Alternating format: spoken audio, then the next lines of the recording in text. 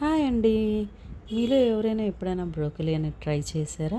నేను కూడా first time try చేస్తున్నానండి. ఇలా నేనైతే స్టీమ్ చేసుకున్నాను బ్రోకలీని కట్ చేసి. కాసేపు ఒక 5 మినిట్స్ చేసుకుంటే చాలండి. చాలా ఫాస్ట్‌గా కుక్ అయిపోతుంది.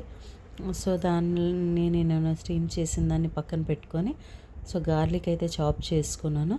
యాక్చువల్‌గా అయితే గార్లిక్‌ని చాప్ చేసుకొని అందులో కొంచెం పెప్పర్ వేసుకొని టాస్ చేసుకొని తినేయాలి. హెల్తీగా అయితే.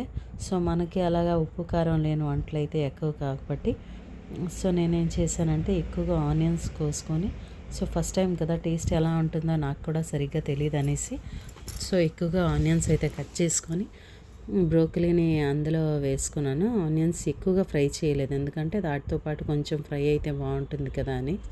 దాంట్లో కొంచెం పసుపు, ఉప్పు, కారం, ఇంకా టేస్ట్ కోసం కొంచెం పెప్పర్, ఇంకా గరం మసాలా కూడా నేను లాస్ట్లో యాడ్ చేశాను.